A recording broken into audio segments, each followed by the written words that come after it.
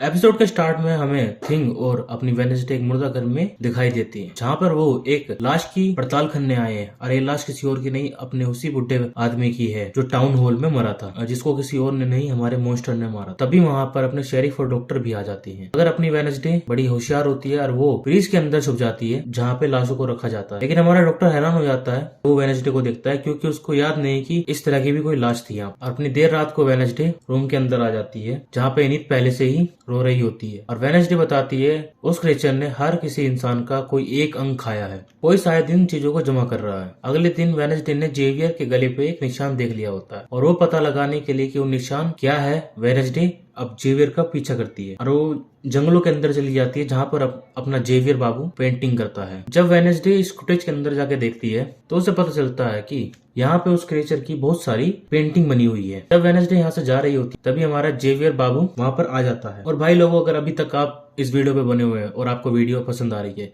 तो please channel को subscribe भी करें और वीडियो को लाइक करें। और वेडनेसडे अपनी बातों को छुपाने के लिए जेवियर के साथ डांस करने के लिए तैयार हो जाती है, क्योंकि स्कूल के अंदर अपना डांस फंक्शन होने वाला है। जब इनित को इस बारे में पता चलता है कि वेडनेसडे डांस के लिए राजी हो गई है तब वह बहुत खुश होती है, इसलिए अपनी इनित उसे शॉपिंग कराने के लिए ले जाती है। लेकिन अपनी वेडनेसडे को ये सब बिल्कुल पसंद नहीं है। जब वेडनेसडे अपनी यहाँ से निकलना शुरू होती है तब उसको एक ड्रेस दिखती है जिसको वो खरीद लेती है। वेडनेसडे अपना शॉपिंग करके वहाँ से शेरिफ के पास जाती है और वो पिक्चर दिखाती है जो उस फुटेज से चुराई है। लेकिन अपना गर्लफ्रेंड शेरिफ बोलता है कि उस क्रिएचर को ढूंढने के लिए इतने सबूत काफी नहीं है, हमें और सबूत जुटाने होंगे। जब अपनी वेडनेसडे यहाँ से जाने लगती है तभी हमें हमारा टेलर बाबू मिलता है कि तुम्हारे स्कूल में रेवन फंक्शन होने वाला है। ये बात वो वेडनेसडे से पूछता है, क्या तुम किसी के साथ डांस करने वाली हो? तभी हमारी वेडनेसडे बोलती है कि हाँ, मैं जेवियर के साथ डांस करने वाली हूँ। और अपना टाइलर बाबू प्यार में हारे देवदास बन जाते हैं ये बात, और उदास सा चेहरा बनाकर वो वहाँ से चला जाता है। वेडनेसडे अपनी जांच को आगे बढ़ाने के लिए वहाँ से यूजिन के पास चली जाती है, लेकिन अपना यूजिन बेचारा वो इनित के पीछे पड़ा है।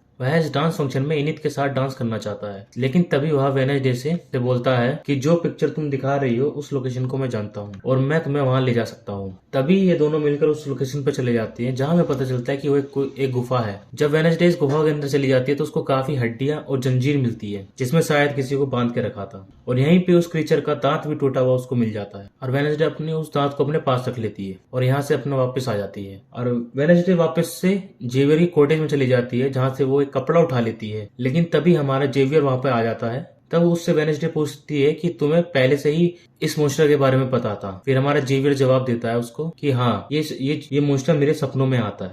और जब वेडनेसडे उससे उसकी गर्दन पे जो निशान है उसके बारे में पूछती है तब जेवियर बताता है कि सपने के अंदर जब मैं उस शैतान से लड़ने की कोशिश कर रहा हूँ ये तब पड़ा।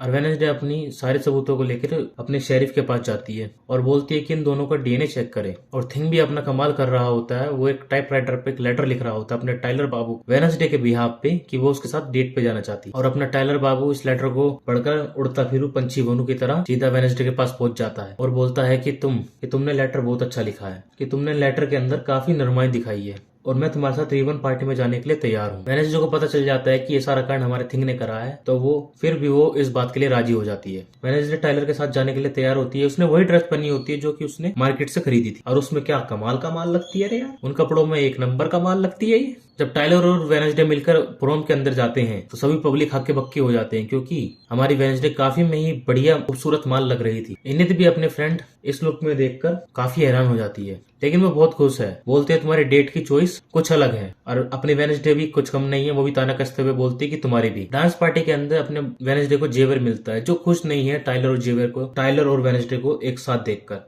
तो जेवियर हमारा बाबू ये भी प्यार का दुख का मारा उसको टाइलर का एक बुरा किस्सा वेडनेसडे को बता देता है, इसके कारण वेडनेसडे हमारे टाइलर से नाराज हो जाता है। और जब टाइलर पूछता है कि क्या हुआ तो वो बोलती है कि तुमने ये बात मुझसे क्यों छुपाई। और फिर टाइलर बोलता है कि ये बात काफी पुरानी है और मैं अपनी इस बात के लिए काफी शर्मिंदा हूँ। और हमारी वेडनेसडे भी इस पार्टी के अंदर पहली बार डांस करती है, और वो डांस जो करती है वो सबके छक्के छुड़ा देती है। ये डांस आपने देख लिया होगा अगर आपने तो वेडनेसडे के शॉर्ट्स देखे होंगे तो। लेकिन इनके डांस किकरा करने के लिए पिलगिरी के वो वही दोनों लड़के आ जाते हैं।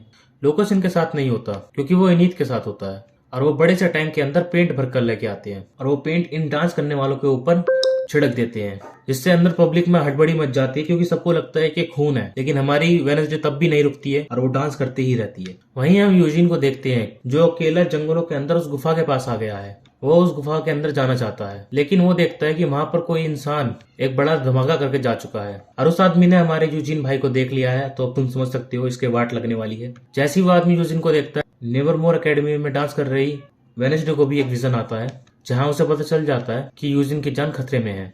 इसलिए वो यूजिन को बचाने के लिए जंगलों की तरफ भाग जाती है और जंगलों के अंदर हमारा मॉन्स्टर यूजिन के पीछे भागा पड़ा है।